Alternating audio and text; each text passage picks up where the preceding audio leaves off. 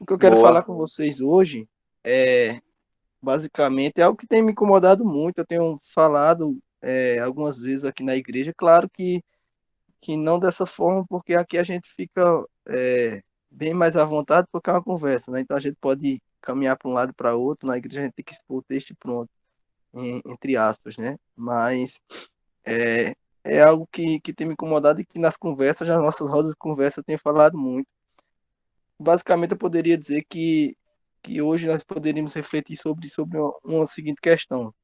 Nós temos olhos abertos e ter ouvidos atentos. Esse, basicamente, é meu objetivo hoje de mostrar a necessidade de nós termos olhos abertos. Olhos abertos para quê? Para que a gente leia os tempos que a gente vive, e ter ouvidos atentos para que a gente ouça a voz de Deus a despeito de todo o ruído desse mundo. Tá bom? Então eu queria meditar com vocês. Para isso eu queria ler um texto. Na verdade, eu não queria analisar esse texto em todo o seu contexto e tal, até porque não dá tempo. Mas eu queria fazer uma ponte com outro texto lá na frente e a gente ter algumas implicações disso aqui, tá? Só algumas implicações desses textos para fim da gente conversar aqui algumas coisas. O primeiro texto que eu quero ler é 1 Coríntios capítulo 1 e o versículo 18. A sequência desses versos, né? 1 Coríntios 1:18. Deixe-me ler com vocês aqui. Se vocês estiverem com a Bíblia, acompanhem aí. Certamente a palavra da cruz é loucura para os que se perdem, mas para nós que somos salvos, poder de Deus. Pois está escrito: destruirei a sabedoria dos sábios e aniquilarei a inteligência dos instruídos. Onde está o sábio? Onde está o escriba? Onde o inquiridor deste século? Porventura não tornou Deus louca a sabedoria do mundo? Visto como na sabedoria de Deus o mundo não o conheceu por sua própria sabedoria, aprova Deus salvar os que creem pela loucura da pregação. Porque tanto os judeus pedem sinais como os gregos buscam sabedoria, mas nós pegamos a Cristo, escândalo para os judeus, loucura para os gentios. Mas para os que foram chamados, tanto judeus como gregos, pregamos Cristo, poder de Deus e sabedoria de Deus. Porque a loucura de Deus é mais sábia do que os homens, e a fraqueza de Deus é mais forte que os homens. É engraçado porque às vezes a gente vê gente pegando esse texto e dizendo assim: crente é doido, irmão. Tá vendo aqui o texto de 1 Coríntios? Aí nessas horas eu penso que crente é doido mesmo. Porque, na verdade, a gente deveria ter uma leitura desse texto, como Paulo ele está querendo mostrar aqui, que quem é doido, nesses termos mesmo que a gente fala que crente é, quem é doido é o ímpio, que não aceita Cristo. Ele que é doido. E quando nós olhamos para esse texto, mas não é isso que eu estou falando, estou só fazendo uma nota de rodapé aqui desse texto, mas o que eu queria chamar a atenção para que a gente perceba nesse texto é que Paulo está falando sobre uma espécie de sabedoria que vem do alto, uma espécie de sabedoria que é mundana, que é terrena, e como essas coisas, como esses dois tipos de sabedoria, eles são totalmente contrários um ao outro. Eles são opostos, ou seja, a sabedoria de Deus ela é totalmente antitética à sabedoria do mundo. Nós não podemos desconsiderar jamais isso que Paulo está falando. E a gente tem algumas confirmações disso ao longo de toda a escritura, né? A gente não pode desconsiderar a antítese entre aqueles que têm um relacionamento com Deus e daqueles que não confessam a Deus como seu Senhor e não vivem sob o pacto de Deus, tá bom? Então, quando a gente olha para toda a história da redenção, a gente vai perceber isso quando a Bíblia vai lá falar sobre duas descendências, a semente da mulher e a descendência da serpente, a descendência de Abel e de Caim, e assim vai. A gente vai ver tantas vezes isso. E quando nós olhamos para isso, nós percebemos que sabedoria é muito mais do que algo abstrato. Paulo está falando aqui de modo de vida, de, de, de, de questões práticas, porque não há sábio em teoria. Sabedoria é como a gente enxerga a vida e a partir disso começa a ter um modo de viver. Nesse sentido, sabedoria é crer. Aquele velho dualismo que a gente sempre fala, né? E eu entendo quando a gente fala, em parte é verdadeiro. A ideia de que a gente tem que crer e viver conforme cremos. Mas, ao mesmo tempo, isso deixa uma lacuna no sentido de que Crer já é viver, e se nós não vivemos determinadas teorias que a gente afirma crer, é porque de fato nós não Não cremos. cremos. Exato. A gente não pode pensar nessa dicotomia de que é preciso crer e viver, porque viver é crer e crer é viver. Lembra lá do que a Bíblia diz em Provérbios: o temor do Senhor é o princípio da sabedoria. E quando a gente está falando aqui nessa sabedoria, é uma sabedoria que o mundo não a tem. Isso é uma verdadeira sabedoria. É uma vida de piedade, uma vida que o ímpio não consegue ter porque ele não consegue reconhecer a Deus. E como consequência disso, ele não tem verdadeira sabedoria. E quando eu estou falando de verdadeira sabedoria aqui, eu não estou dizendo que o ímpio ele não consegue conhecer nada, porque isso seria, pela própria experiência, algo bobo, né? O ímpio ele conhece muitas coisas, mas quando nós afirmamos e quando a Bíblia vai falar que o ímpio ele não tem uma sabedoria de Deus, é que ele tem um conhecimento limitado acerca do mundo e de si mesmo, porque ele não leva Deus como pano de fundo de todas as suas considerações. Então, nesse sentido, ele não consegue ter verdadeira sabedoria, porque verdadeira sabedoria é aquela que quando olha para o mundo, que quando olha para si mesmo, ele tem como pano de fundo um olhar que leva Deus em consideração no final das contas. E aí há um grande problema, né? Porque isso é um parênteses que eu faço aqui, porque a gente às vezes acha que e a gente está correndo atrás da sabedoria do mundo em busca de aplauso, né? Isso é um grande problema quando a gente busca o reconhecimento do mundo, porque para ter o reconhecimento do mundo, muitas vezes é necessário certa adequação, e a adequação ao mundo é fugir dos padrões de Deus. Muitas vezes a gente busca as migalhas do reconhecimento do mundo. Isso é muito fácil de fazer. Deixa eu dar uns exemplos aqui para vocês. Primeiro, quando a gente assimila certos conceitos ou teorias, né? A gente tem aquelas crenças tácitas que vêm da nossa experiência e a gente diz o seguinte: a gente não precisa assimilar e nos aprofundar muito nisso, não. Para quê? Não tem nada demais de eu ter esse conhecimento. Quando alguém vem, chega para a gente e diz assim: olha, esse conhecimento aí não é tão bíblico, tu não estás seguindo isso da forma como um cristão verdadeiro seguiria, né? Tá em não conformidade com aquilo que o evangelho diz. A gente vamos esquecer isso, isso não é irrelevante. A gente tem a tendência de pensar que coisas e que conceitos que a gente vive e tem são irrelevantes, né? Mas um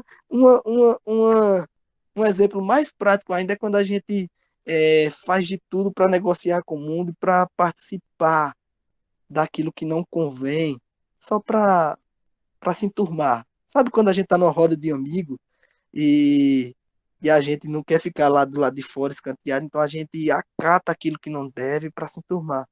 A gente muitas vezes busca o reconhecimento do mundo e às vezes a gente nem percebe essas coisas, né? A gente procura engajamento demais com o mundo e esquece que algo que eu vim falando, acho que com o Rafael, que hoje mesmo, falando sobre alguns conceitos que não é nesse assunto, mas a gente procura engajamento demais com o mundo, mas desconsidera o que Paulo está falando aqui em 1 Coríntios, que é a antítese, que é também a descontinuidade que existe entre o pensamento do alto e o pensamento humano. E o problema maior é quando a gente admira o mundo. A gente diz assim, acho, no fundo do nosso coração a gente olha e diz assim, eu acho que o modo de viver, acho que essa teoria aí, ela é melhor, ela é mais legal, ela é mais confiável. Sabe aquelas coisas que a gente olha para o mundo, para conceitos e para modos de vida que são mundanos e a gente parece que aquilo tem um ar de superioridade com relação a aspectos de nossa fé. A gente vive em busca, por exemplo, de conforto e de estabilidade, porque o mundo prega isso. Não, seu conforto em primeiro lugar para tudo na vida. E a gente vai seguindo o que o mundo diz pensando que isso realmente é sabedoria e desconsidera aquilo que Deus tem para nós. Ou então a gente fica amedrontado, e aqui é algo que realmente me incomoda bastante, que eu tenho visto nos últimos tempos, a gente fica amedrontado em desafiar a pretensa sabedoria do mundo. Veja só o estudante que está lá na universidade. Eu sei que aqui tem muita gente que está na universidade, né? Então, a gente não pode desafiar esse tipo de sabedoria porque esse conhecimento é científico. Em assunto de ciência e de fé, a gente não pode, de ciência a gente não pode colocar a ciência, a fé no meio. Então, é anticientífico, a gente não pode desafiar essas coisas, né? Então, a gente pode perceber que existe uma natureza que realmente é oposta, é antitética entre sabedoria de Deus e sabedoria do mundo. Isso é fato. A Bíblia vai descrever e a gente pode perceber isso no modo como cristãos e não cristãos vivem de formas totalmente opostas, não é verdade? Mas a pergunta que surge quando a gente pergunta, quando a gente faz essa afirmação de natureza antitética entre a sabedoria do mundo e a terrena, é por que é que existe ainda tanto em comum quando entre nós e pessoas que não são cristãs, quando existe essa natureza totalmente contrária entre a sabedoria do mundo e a sabedoria de Deus. Por que é que existe tanta coisa em comum? A primeira coisa, existe várias respostas para isso, mas deixa-me dar duas respostas. A primeira que eu poderia dizer é que existe muita coisa em comum porque muitas vezes nós, como cristãos, não somos totalmente conscientes da verdade que devia operar em nós. Nós somos inconscientes daquilo que nós deveríamos crer e viver. Às vezes a gente faz coisas que não deveria e a gente não percebe que essas coisas são rudimentos do mundo e não provém da nossa fé em Deus. E também porque o ímpio ele é inconsistente com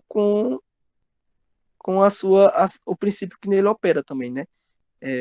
O ímpio ele não consegue viver totalmente afastado de Deus. Então ele é inconsistente com o modo de vida. Veja, por exemplo, um revolucionista, né, que diz que Deus não existe. Mas se Deus não existe, onde é que ele apela para o senso de justiça das causas sociais dele?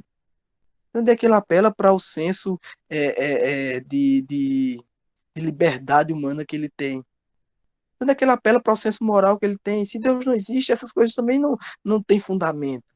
Então veja que muitas vezes os ímpios eles são inconsistentes e muitas vezes o fato de nós não termos nada em comum, termos muito em comum, melhor dizendo, com os ímpios, é porque nós somos inconsistentes com o princípio que opera em nós, ou seja, o princípio de transformação que foi gerado em nós pelo a regeneração que foi obra do Espírito, e o ímpio ele é inconsistente com o princípio maligno que nele opera, porque ele ainda consegue ouvir a voz de Deus. Então, nesse sentido, muitas vezes há muito em comum nosso porque existem inconsistências. Mas existe uma outra coisa que a gente também sabe, que é a questão da graça comum, né? Para quem não sabe, graça comum é um termo aí que é utilizado aí por alguns estudiosos da palavra de Deus, que basicamente fala que Deus derrama um tipo de graça que é exercida para minimizar os efeitos do pecado. Veja, todos nós somos pecadores, mas nós não somos pecadores e nós não somos depravados em absoluto. Nós somos depravados em todas as áreas, mas não absoluto, porque se Deus permitisse que nós fôssemos seguir o princípio do mal que está dentro do nosso coração, nós seríamos as piores pessoas. Mas a graça comum opera em nós, fazendo com que esse mal, esse princípio pecaminoso que existe dentro do nosso coração corrupto, ele seja restringido. A graça comum ainda faz duas outras coisas. Ela preserva a manutenção da ordem criada, ou seja, o favor de Deus ainda é lançado sobre o mundo. Veja, por exemplo, o Salmo 104. A Bíblia diz que Deus ele envia suas ordenanças pela palavra do seu poder e as coisas acontecem. Então, Deus está dando sol, chuva, tá dando alimento aos animais, está fazendo com que as pessoas tenham inteligência para desenvolver coisas boas nessa vida, porque ele é misericordioso e tem derramado graça comum. E por último, a graça comum também distribui alguns talentos. É por isso que tem tanta gente aí que é ímpia e que tem realmente talentos e dons dados por Deus, né? Deus está distribuindo essas coisas para essas pessoas. Nesse sentido, a graça comum é espalhada por todo lugar, né? A graça comum é em todo mundo sendo espalhada. E isso tem uma razão de ser. Porque é que Deus, ele realmente tem derramado de sua graça comum? A pergunta é essa: por que é que Deus tem restringido o pecado da humanidade? Por que é que Deus tem ainda dado boas coisas aos seres humanos e tem dado talento àqueles que o rejeitam? A pergunta talvez seja essa. E a resposta mais sensata talvez seja aquela que diz que Deus está dando essas coisas porque ele tem um plano glorioso e falta ainda eleitos serem alcançados com a verdade do Evangelho. Então, graça comum, na verdade, é a bondade de Deus e a paciência de Deus para que nós, aqueles que são salvos, levemos a mensagem do Evangelho para aqueles que ainda estão perdidos, mas que realmente foram chamados e são eleitos de Deus para viverem segundo e conforme o rebanho do Senhor Jesus. Então, Deus tem limitado essas coisas e tem deixado muitas dessas coisas acontecerem, em termos de coisas boas entre nós e o povo que não é cristão, justamente levando em consideração essa questão de que ainda há muitos eleitos para serem alcançados. Por que eu digo isso? Porque à medida que o tempo passa, à medida que os eleitos são alcançados, Deus vai retirar a sua graça comum. Deus vai tirar essa graça que permite que nós tenhamos muita coisa em comum com os seres humanos. E o que vai restar é só perseguição para aqueles que defendem a Deus, para aqueles que são servos de Deus, para aqueles que amam o Evangelho. Essa é a verdade. E a pergunta que eu faço a vocês é se isso já não tem acontecido. Se tempos de tribulação e de perseguição à igreja já não tem acontecido. Porque às vezes a gente está desatento a essas coisas. Mas à medida que o fim se aproxima, é isso que está acontecendo. E é isso que vai acontecer. Por isso, não espere, meu amigo. Coisa boa, não. Porque a gente às vezes tem uma ilusão esperando coisa boa do mundo. Esperando que as coisas vão melhorar, né? A gente cai naquela lorota de que vai ficar melhor. Vai ficar melhor, né? É o discurso humano, sem desconsiderar Deus, mas não vai. Mas não vai porque à medida que o tempo passa, que a história da redenção se concretiza, o que vai acontecer é perseguição para o povo de Deus, porque o ímpio ele não consegue olhar para tudo aquilo que aponta para Deus e não odiar, porque quando ele odeia cada um de nós, ele não odeia meramente a nós, ele odeia aquele a quem nós servimos, a Deus, ao juiz de toda a terra do qual eles querem fugir. Então, nesse sentido, não existe neutralidade, tá bom? E isso tudo que eu tô falando é só para dizer uma coisa: não existe neutralidade no mundo. Ou a gente serve a Deus, ou a gente não serve. Ou a gente está num pacto com Deus, ou a gente não está. Ou a gente responde positivamente aquilo que Deus tem dado a nós, tem revelado a nós por suas obras criadas, por sua natureza revelada dentro do nosso próprio coração, ou a gente responde negativamente. Não há para onde correr, não existe meio termo. Deus está em todo lugar e ele fala aos corações de todo mundo, né? A gente tem muitas vezes a perspectiva de que Deus está calado, ou de que as obras criadas de Deus, elas não falam ao pecador. Mas não é isso que a Bíblia diz. Ele diz que os céus proclamam a glória de Deus. Ela diz que no íntimo do ser, o ímpio ele tem conhecimento de Deus. Então disso conclui que há uma batalha travada, e essa é uma luta pelos corações. Toda e qualquer teoria, conceito, prática de vida, por trás de todas essas coisas que nós fazemos, coisas comuns que a gente diz, não, isso aqui não tem nada a ver, tanto ímpio como crente faz essas coisas, isso aqui não tem nada a ver com Deus, não. Mas quando nós olhamos para a realidade de que não tem neutralidade, que nós temos que responder a Deus ou positivamente ou negativamente, nós levamos em consideração que existe uma luta, uma batalha espiritual, e essa luta é pelos corações. E é uma luta entre Deus e aqueles que tentam destruir aquilo que Deus está fazendo, mas com insucesso. Essa batalha espiritual, ela é até muitas vezes maior do que a gente pensa, o que a gente foi acostumado. Né? A gente foi acostumado a pensar que batalha espiritual era o quê? Era a luta de anjo com demônio, né? Da força do mal e essas coisas. Claro, é uma parte da batalha espiritual. Mas veja que essa batalha é muito maior do que isso. Não é só a luta espiritual, mas é uma luta também visível.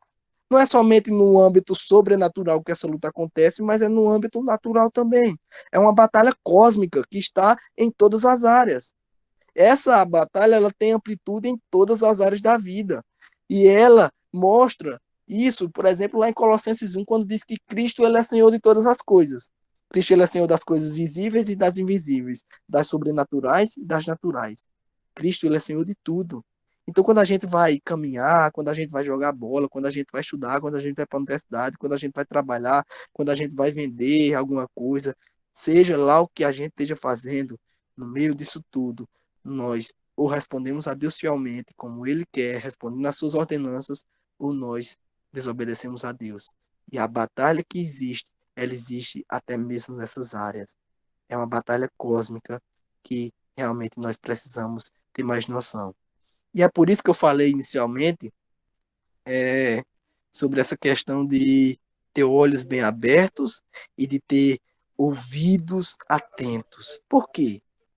Porque essas coisas são realmente necessárias para que a gente leia os tempos de hoje que a gente está inserido e para que a gente também seja fiel a Deus naquilo que Ele tem nos chamado.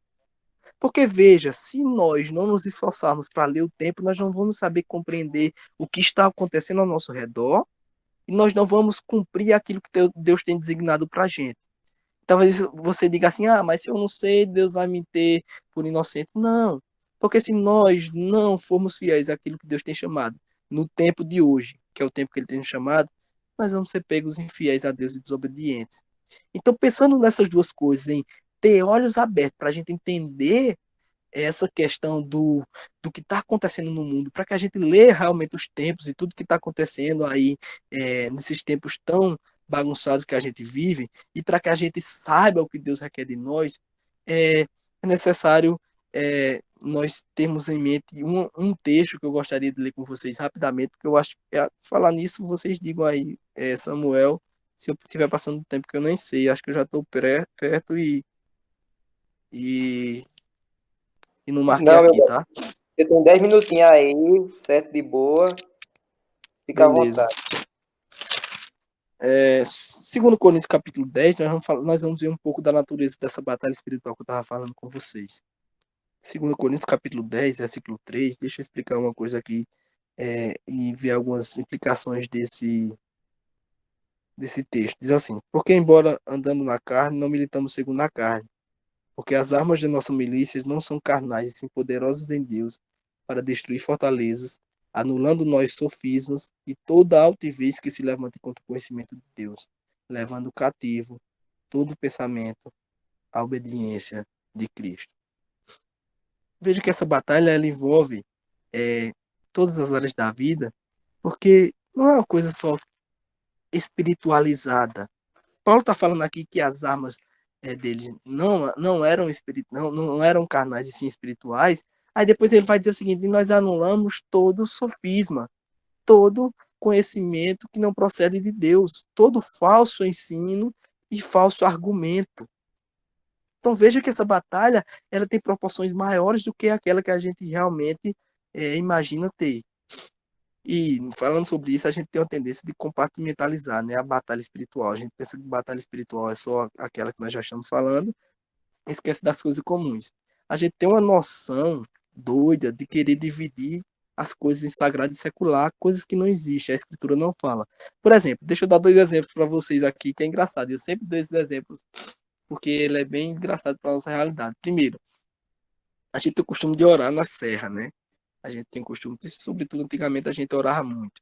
Mas é engraçado que a serra daqui que a gente costumava orar é próxima do campo. E a gente jogava sempre no campo e também subia a serra para fazer as nossas orações. Mas é engraçado que quando a gente vai para o campo jogar, a gente diz onde é o campo daqui. Aí a gente, quando vai falar da serra, que é próxima ao campo, a gente fala assim, é a serra do campo. Mas quando a gente vai para orar lá nessa serra, a gente não fala mais serra, a gente fala monte. Vocês percebem que na linguagem a gente já está compartimentalizando as coisas. Monte é quando é aquela coisa de oração, é espiritual. Serra é quando a gente vai jogar bola, é uma coisa que não tem nada a ver. Ou então pensa no outro exemplo que é muito engraçado que a gente faz sempre. A gente vai sair para viajar, fazer uma viagem comum, ou sair num carro. Quando vai com o povo da igreja, o que é que a gente faz? Vamos fazer uma Ora, oração aqui para Deus nos proteger? Mas por que a gente só ora quando é uma coisa da igreja, a gente não ora quando vai sair para coisa natural? Vou para o trabalho, vou orar. Eu não estou dizendo que seja errado a gente orar, mas o que eu estou querendo mostrar aqui é a natureza de como a gente separa sagrado e secular. A gente só pode orar quando é para coisa da igreja, e quando é para um trabalho, ou para a gente resolver alguma coisa, ou fazer uma viagem normal, que todo mundo faz, a gente não pode orar. Então veja como a gente tem a tendência de compartimentalizar as coisas, sabe? Mas essa batalha ela não deve ser compartimentalizada, mas deve ser levada sobre o método de Deus. Então veja, primeiro, nós temos a tarefa de destruir argumentos, sofismas. Sofisma é um termo filosófico de que pessoas usavam do discurso para enganar, né? Tem muitas enganações. Aqui o que Paulo está querendo mostrar é que eram argumentos falsos, argumentos David errôneos. Leonardo. Pronto, um David Leonardo da vida, ele está usando sofisma, para quem não sabe. É um argumento errôneo, é um engano. Então, Paulo está dizendo o seguinte: primeiro, nossa luta não carnal, ela é espiritual. A gente muitas vezes quer vencer debate, mas a gente não esquece que o que está ali em jogo não é vencer um debate e dizer que a gente é mais inteligente do que o outro. O que está ali em jogo é a luta pelos corações, por alguém que ou vai responder positivamente a Deus e ao Evangelho, ou vai rejeitar a Deus. E nosso foco deve ser esse: é uma luta espiritual. Em segundo local, nós devemos mostrar os sofismas, os enganos que tem nos argumentos do mundo, e seja qual for ele, viu? Não adianta a gente querer namorar com alguns argumentos do mundo, dizer, não, mas isso aqui é tão bonito, parece até que é verdadeiro. Não adianta. Todo pensamento apóstata, todo pensamento que é contrário a Deus, ele necessariamente tem verdades que faz uso da revelação de Deus, mas ao mesmo tempo ele tem erros ali no meio que a gente deve destruir esses falsos ensinos, esses enganos. Então a primeira coisa que a gente deve fazer quando a gente está levando essa batalha a sério e realmente sendo fiel a Deus é destruir sofismas, é mostrar as inconsistências do pensamento do mundo. Então não importa como é que a gente faz, o pensamento rebelde ele sempre está e é incoerente. Em segundo local, a gente leva todo o conhecimento cativo à obediência a Cristo. O que é que ele está querendo dizer com isso? Ele está querendo dizer que tudo converge para Cristo, que nós devemos levar todo o conhecimento que é verdadeiro, ele pertence a Jesus. É isso que Paulo fala lá em Colossenses, quando ele diz assim, olha, nisso estão, em Cristo está todos os tesouros da sabedoria estão escondidos em Cristo. Então, toda sabedoria verdadeira, ela converge para Cristo. E aqueles que rejeitam a Cristo, no final das contas, eles estão em oposição a Deus e não têm conhecimento verdadeiro. O que nós precisamos ter em mente é que nós precisamos levar essas inconsistências daqueles que rejeitam a Deus a fundo para apresentar o Evangelho, para mostrar que em Cristo somente aqui verdadeira sabedoria e conhecimento existem. Então, nosso chamado é esse. E esse chamado não é para que a gente cumpra sozinho. É por isso que isso é muito bom nós estarmos aqui reunidos. E não só reunidos em aspectos, como a gente está falando, espirituais para a gente orar, mas um apoiando o outro quando a gente estiver fazendo coisas comuns do dia a dia, para que a gente seja desperto, para que a gente lembre dessas coisas. Em outras palavras, o que é que a gente pode fazer para ter olhos bem abertos? Primeiro, e aqui eu encerro, porque eu acho que eu já passei da hora. Primeiro, o que é que eu faço para ter olhos abertos e realmente entender o mundo, para não ser enganado pelo mundo e pelo pensamento apóstolo que existe hoje em dia? A primeira coisa é que nós precisamos corrigir os aspectos da nossa própria visão. Porque quantas inconsistências há no nosso modo, no nosso próprio modo de pensar. Às vezes nós temos um entendimento sobre Deus, sobre nós mesmos e sobre o mundo totalmente errôneos, distorcidos. E se nós quisermos mostrar ao mundo que é o Evangelho e quisermos mostrar as inconsistências que existem no pensamento humano, nós precisamos, primeiro de tudo, corrigir as falhas que existem no nosso próprio pensamento.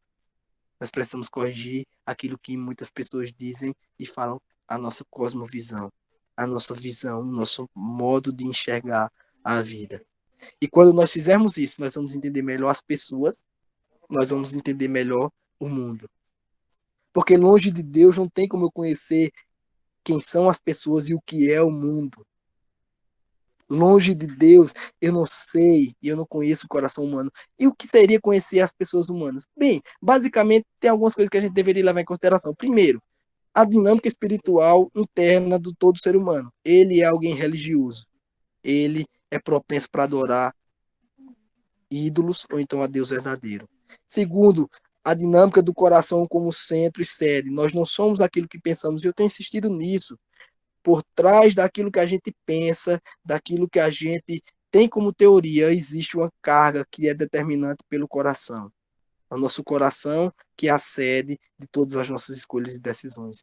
Terceiro, nossa tendência para a idolatria. Depois da queda, meu irmão, todos nós somos e temos uma tendência para a idolatria. Em quarto lugar, só existe redenção em Cristo Jesus. Se nós quisermos realmente ter uma vida transformada, nós precisamos voltar para Cristo. E em quinto lugar, nós precisamos entender que transformação verdadeira só é gerada pela palavra de Deus. Então, essas 5 coisas faz com que a gente tenha uma noção breve de quem são as pessoas e de como elas funcionam. E depois nós precisamos entender o mundo, o contexto cultural em que a gente vive, as idolatrias desse tempo e de nossa época, as inconsistências, as necessidades e tudo mais. Ou seja, nós precisamos entender as pessoas. Mas essas coisas, elas só serão realmente feitas quando a gente entender a Deus.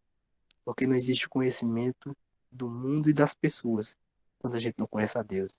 Quem diz que é cientista, que é doutor, que tem o pensamento certo, que as pautas dele são as corretas, mas estão em rebeldia a Deus, no final das contas, não há verdadeiro conhecimento ali, porque eles não vão ter uma visão e um conhecimento sobre o mundo e sobre as pessoas, porque eles desconsideram a Deus. Então que a gente lembre sempre disso. Toda teoria humana que não confessa a Cristo como Senhor, na verdade, ela não passa de um embuste. Ela não passa de um sofisma, né? E para terminar, como é que a gente pode ter ouvidos atentos à voz de Deus? Não tem outra. A gente só pode ouvir a voz de Deus quando a gente entende a Escritura de Deus. E ouvir a voz de Deus não é somente ler a Escritura, porque isso todo mundo pode fazer, mas é experimentar a glória de Deus por meio do trabalhar do Espírito Santo, à medida que a Escritura alcança os nossos corações. Há um trabalho do Espírito para nos dar olhos para enxergar e ouvidos para ouvir a voz de Deus por meio das Escrituras. A gente não pode esquecer isso. Mas se a gente quer considerar o que Deus tem para nós, o que Deus tem a dizer sobre o mundo e sobre as pessoas, a gente precisa levar em consideração a palavra de Deus. Que a gente não esqueça disso, que a gente lembre que verdadeira grandeza é aquela que se coloca aos pés do Senhor. É aquela que está respondendo ao pacto de Deus positivamente. Eu me lembro de Jeremias, da palavra de Baruque, né, lá no livro de Jeremias. Deus diz assim, Baruque, eu estou a destruir o mundo e tu está procurando grandeza. Não busque. A gente às vezes é como Baruque. Deus está destruindo o mundo. O mundo está aí e caminha para um fim. Tempos difíceis vêm aí para a igreja e para aqueles que confessam o nome do Senhor. Mas às vezes a gente está tão ensimesmado que procura a grandeza nossa, os nossos sonhos, os nossos projetos e tantas outras coisas aí. Mas que a gente lembre dessa palavra de Deus a Baruque. Não esqueça também daquilo que Jeremias falou lá no capítulo 4. Se alguém quiser gloriar, glorie-se nisso, em me conhecer e saber que eu sou Deus. Conhecimento verdadeiro, glória verdadeira, somente em Deus. Somente no conhecimento de Deus. Quer ter conhecimento do mundo e das pessoas? Não vá às teorias que estão sendo ditas por aí. Vá à palavra de Deus. Busque conhecer Deus. E quando você conhecer Deus, você realmente vai ter uma noção do que é o mundo, do que é as pessoas. E aí a gente pode responder e ser feito participante do plano de Deus, que é por graça. Deus ainda nos dá o privilégio de ser participante do seu plano ao procurar eleitos que estão aí, gente de nossa família, irmãos nossos, que precisam da pregação do evangelho para que eles sejam alcançados. Que a gente nunca esqueça que nós somos chamados por Deus para ir ao mundo. E se isso for preciso, nós combatermos o mundo, até mesmo em questões da filosofia do mundo, dos aspectos físicos do mundo, dos aspectos materiais e não somente religiosos, se isso nós podemos fazer para despertar o ímpio de que ele precisa conhecer a Deus, que a gente faça e a gente faça fielmente. Que a revelação geral, que abarca a todos, possa ser usado com sabedoria por nós, para que a gente vá, pregue e, pela graça de Deus, alguns eleitos sejam alcançados. Que a gente não esqueça isso, que a gente tenha um pensamento certo de que nós precisamos ter olhos abertos para o que está acontecendo aqui, que a gente precisa entender bem o que Deus requer de nós por meio da sua palavra. Que a gente entenda isso e se esforce para fazer isso em comunidade. Porque só assim a gente consegue. É só reunido assim que a gente pode fazer alguma coisa de boa e realmente ser participante do plano de Deus.